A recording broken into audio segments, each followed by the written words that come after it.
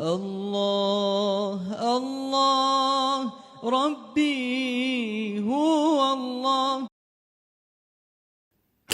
An Abi Najih Al-Irbad Ibn Sariyah radhiyallahu ta'ala anhu qala wa'azana Rasulullah sallallahu alaihi wasallam mau'izatan wajilat minhal qulub wa zarifat minhal uyun faqulna ya Rasulullah sallallahu alaihi wasallam ka'annaha mau'izatul muwaddi' fa'ausina qala usikum bitaqwallah azza wa jalla was-sam'i wat-ta'ah wa in ta'ammara 'alaikum 'abdun fa innahu may ya'is minkum fasayara ikhtilafan katsira fa 'alaikum bisunnati wa sunnati khulafa'ir rasyidin al-mahdiyyin addu 'alaiha bin nawajiz wa iyyakum wa muhdatsatil umur fa inna kulla bid'atin dhalalah.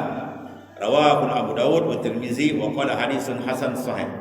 Meriwayatkan hadis ini oleh Imam Abu Daud As-Sijistani dan At-Tirmizi dan katanya hadis ini hasan lagi sahih. Arti daripada Abi Najih Al-Irbad Ibn Sariyah radhiyallahu anhu, dia berkata telah menasihatiku akan kami oleh Rasulullah sallallahu alaihi wasallam akan satu nasihat yang menggetarkan hati kami dan menitiskan air mata. Bila mendengar nasihat ini, air mata kami jatuh. Allah. Ketika mendengarnya, lalu kami berkata, ya Rasulullah sallallahu alaihi wasallam. Oleh itu adalah nasihat ini terakhir, seolah-olah nasihat terakhir sekali. Maka berilah pesanan kepada kami.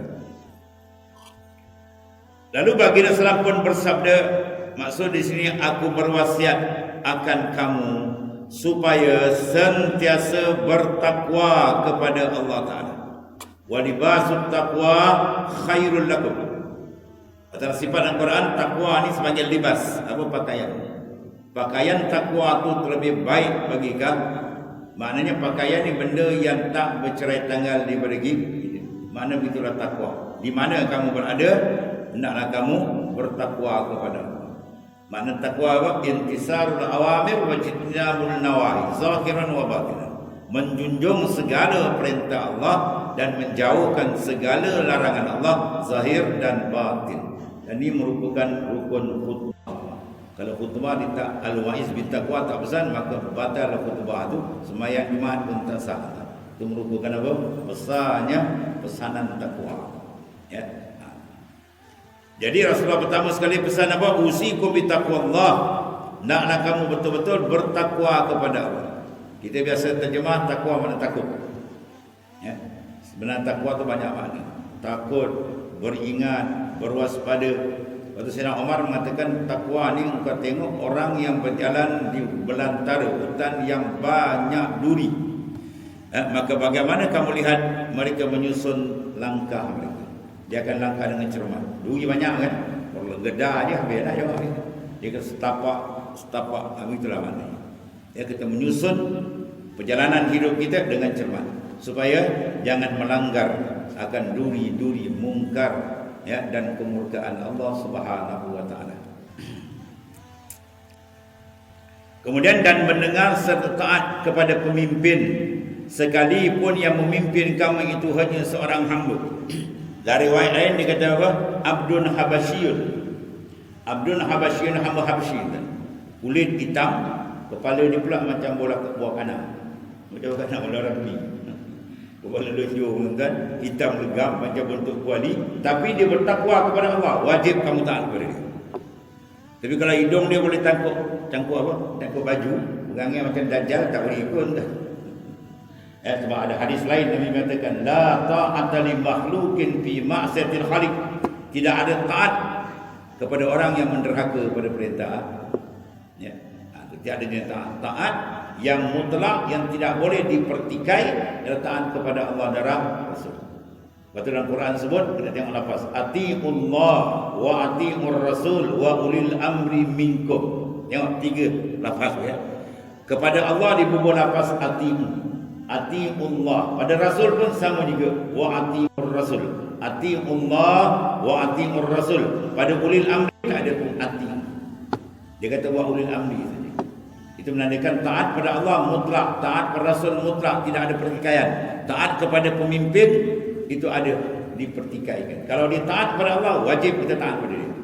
Kalau dia sendiri tak taat kepada Allah, maka tidak ada la ta'ata wa la sam. Tidak ada taat kepada dia. Itu maknanya garis pandu yang terang daripada Al-Quran Al-Karim.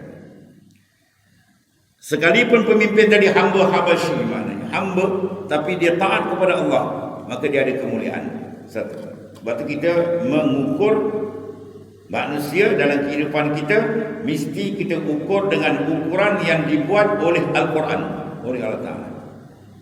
Quran kata apa? Inna akramakum indallahi atqakum. Semulia-mulia kamu di sisi Allah orang yang lebih takwa dia. Silta dia. Ya. Bila orang tu lebih takwa, tak kira dia orang kampung ke, dia orang tak terkenal, kita respect ke dia. Kalau dia pada zahir hebat tapi tak ada takwa ke Tuhan, mayang pun tidak, apa tidak, itu tidak ada izzat dan kemuliaan. Bertakwa ni benda besar tadi. Takwan ilahi midarikul li sa'adah wa tiba'u ahwa rasul syaril ha'ilah. Takwan ilah midarikul sa'adah. Takut kepada Allah ni ialah midar. Apa makna midar? Paksi. Tempat berpusingnya segala kebaikan dunia dan akhirat adalah duduk dia berpaksikan takwa. Bila dia bertakwa kepada Allah, diri dia akan selamat dunia akhirat. Keluarga bertakwa pada Allah, keluarga akan selamat dunia akhirat. Masyarakat, negara dan seterusnya kalau bertakwa, semua akan selamat. Mafhum mukhalafah, kalau ditinggalkan takwa, dia habis. Ya, satu. Yang kedua, apa itu takwa dan macam mana membina takwa? Takwa la yasih, dia takkan sah illa bil ilmi wal amal.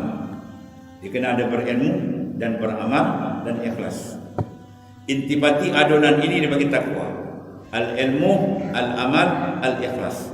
Dia berilmu, sebab mana mungkin dia nak menjunjung perintah Tuhan kalau dia tak tahu apa yang Tuhan perintah.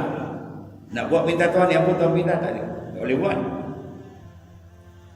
Sebab tu kalau dalam satu program, kita ada satu program besar sekarang. Apa yang penting awal-awal tuan? Yang penting awal-awal sekali apa? Buat mineral. Penting awal sekali apa? Program sebelum berjalan taklimat. Dia mesti taklimat. Kalau tak ada taklimat, orang pening nak buat apa? Lepas ni nak buat apa? Tak boleh. Dia mesti ada taklimat. Maka taklimat kita sebagai penghuni sementara dunia ialah Al-Quran dan Sunnah. Itu taklimat yang diberi oleh Allah dalam Rasul untuk memandu kehidupan kita. Maka untuk membina takwa, 3 benda. Pertama ialah pendedahan ilmu dia kena ada. Kemudian dah berilmu jangan tak beramal, dia kena beramal. Kemudian dia kena satu paling besar ikhlas, semata-mata mencari keridaan Allah. Maka dia ada 3 benda ni diadun, maka dia jadi insan muttaqin. Maka martabat dia diangkat oleh Allah. Kalau Allah angkat martabat dia, maka kita lebih kena hormat. Ya, bukan diukur atas dasar yang lain. Itu di antara. Kita kadang-kadang pun terkeliru dalam benda ni. Contoh kita dalam anak dalam rumah kita ada 4 orang anak, kan? Yang ni tak tiap bulan dulu lebih kasar hari raya. Tapi kerana semayang tak cukup 3 waktu. Yang ni tak apa dulu, sebulan bagi dah RM50 jalan. Tapi dia taat pada anak. Hati kita kat mana? Hati kita tu mirip kepada yang banyak ulu ke ataupun orang yang dekat anak kita dengan Allah Ta'ala. Kalau kita mengukur ke dasar Quran, kita lebih respect orang yang tunduk kepada Allah. Kita berkawan, kawan kita tadi, yang ni lebih, yang ni kurang, kita ukur antara sahabat. Kalau kita nak selamat, kita ukurlah apa yang telah digaris pandukan oleh Al-Quran. Itulah seterusnya.